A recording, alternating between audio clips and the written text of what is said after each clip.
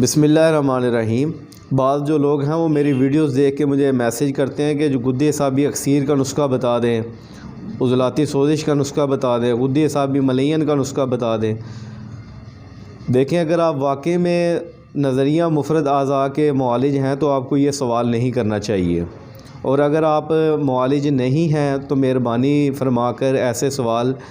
پوچھنے سے بہتر ہے پہلے جو اس کی فنڈامنٹل پرنسپلز ہے، بنیاد ہے، علم الابدان ہے، اور ہمارے جسم کے اندر جو ایک سسٹمیٹک سسٹم ہے، اعضاء کیسے افعال سر انجام دے رہے ہیں، جب تک آپ اس کو نہیں سیکھیں گے ان نسخہ جات کا کوئی فائدہ نہیں ہونا۔ فارماکوپیا بھرا پڑا ہے، بکس بھری پڑی ہیں، یوٹیوب نسخہ جات سے بھرے پڑے ہیں۔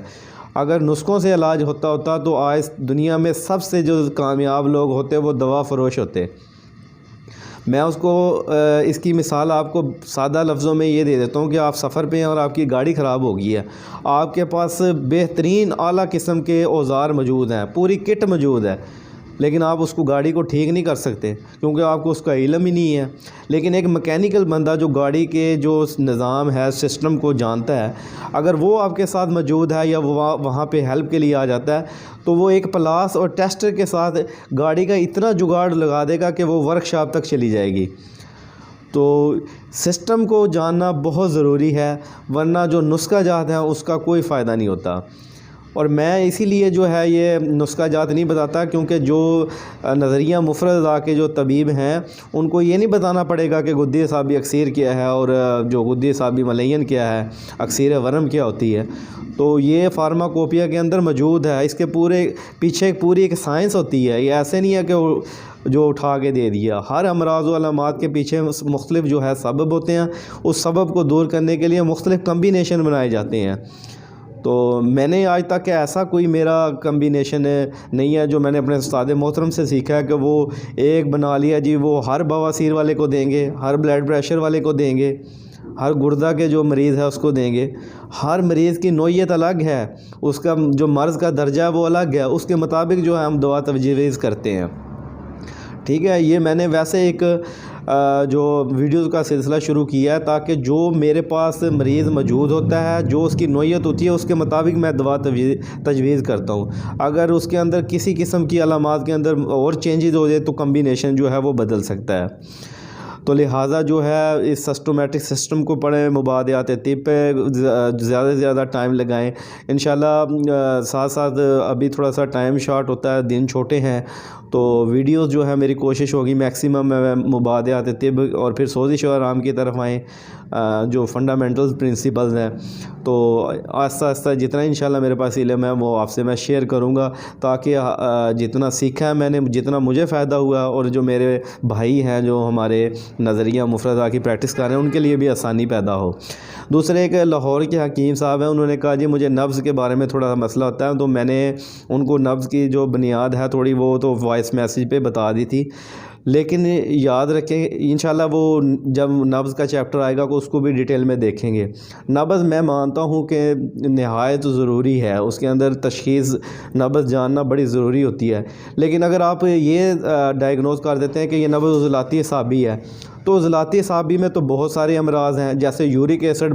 بڑھتا ہے اور ہائی بلڈ پریشر ہو جاتا ہے، بواسیر ہو جاتی ہے، تو یورک ایسڈ جو ہے رکتا ہے۔ تو آپ کو پتہ ہونا چاہیے کہ کون سا مرض کس نوعیت کی اس کو دوا دینی ہے۔ ٹھیک ہے، اگر مثال طور پہ ایک میں پھوڑے کی مثال دیتا ہوں، اگر پھوڑے کا مواد وہاں پہ موجود ہے لیکن آپ نے اس کو تحلیل تو کر لیا، اگر اس کو اخراج کرنے کی میڈیسن نہیں دی تو اس کا کوئی فائدہ نہیں ہوگا۔ اسی طرح جو کولیسٹرول ہے، آپ نے تحلیل تو کر لیا اس کی فیٹس کو، لیکن اس کا اخراج نہیں کیا، وہ باڈی کے اندر موجود رہے گا، اس کا کوئی فائدہ نہیں ہونا۔ یورک ایسڈ آپ عضلاتی اعصابی کے مطابق دوا تجویز کرتے لیں گے، لیکن آپ کو پتہ یہ نہ ہو کہ اس کا اخراج گردوں کے ذریعے کروانا ہے، تو جو مرضی میڈیسن دیتے رہیں اس کا جو اس نوعیت کا فائدہ نہیں ہوگا جتنا ہونا چاہیے۔ اسی طرح جو جوڑوں کے امراض ہیں یا کوئی بھی امراض و علامات ہیں، اس کا آپ کو علم ہونا بنیادی ضروری ہے کہ مرض ہے کیا، اس کی نوعیت کیا، ہم نے کرنا کیا ہے، تب جا کے یہ فائدہ ہوگا۔ یہ نسخوں سے ایسے فائدہ یا نبض جو ہے وہ ہمیں یہ بتا دیتی ہے کہ کس تحریک کے اندر وہ مسئلہ بن رہا ہے، لیکن اس کو حل ہم نے جو اس کی اصول علاج ہے اس کے مطابق ہی کرنا ہوتا ہے۔ ٹھیک ہو گیا، تو لہٰذا جیسے فالج کے اندر کیا ہوتا ہے کہ سدہ ہوتا ہے، اور سدے کو وہ بھی عضلاتی اعصابی تحریک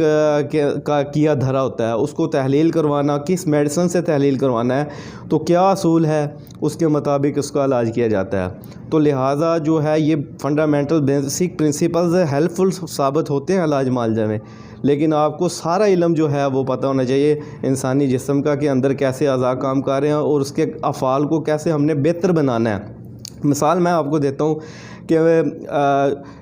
جو آپ کی ٹیسٹ رپورٹ ہوتی ہے اس کے اندر یا تو ٹیسٹ رپورٹ میں وہ چیزیں بڑھ جاتی ہیں یا کم ہو جاتی ہیں، ٹھیک ہے، تب بھی کوئی علامات سامنے آتی ہیں نا، جیسے آپ نے ٹیسٹ کروایا اور اس کے اندر جو پلیٹلیٹس ہیں وہ کم ہو گئے ہیں یا بڑھ گئے ہیں، اور لیمفوسائٹ، مونوسائٹ، ایسنوفلز، بیسنوفلز، اسی طرح MCV، یہ آپ کو پتہ ہی نہ ہو، یہ عضلاتی اعصابی کے اندر ہوتا ہے، آپ کو پتہ ہی نہ ہو کہ یہ کیا ہے، کون سا اعضاء متاثر ہوا ہے، ٹھیک ہے، تو وہ پھر آپ کیا کریں گے؟ تو جب بھی اس طرح کی ہوگی تو پتہ ہونا چاہیے کہ تلی متاثر ہے، تلی کی ہم نے جو ہے تلی کا علاج کرنا ہے، اور یہ تلی کی ذمہ داری ہے۔ تلی اپنے جو ہے پلیٹلیٹس تیار کرتی ہے، اور جتنے بھی یہ میں نے بتائے ہیں سارے، یہ تلی کا مین فنکشن ہے۔ تلی کے اندر سوزش ہو جائے، ورم ہو جائے، تو اس کا علاج ہم نے کرنا، تب جا کے ہم کامیاب علاج کر سکتے ہیں، ادروائز نسخے جو ہے وہ بھرا پڑا ہے یوٹیوب سارا۔ اللہ حافظ۔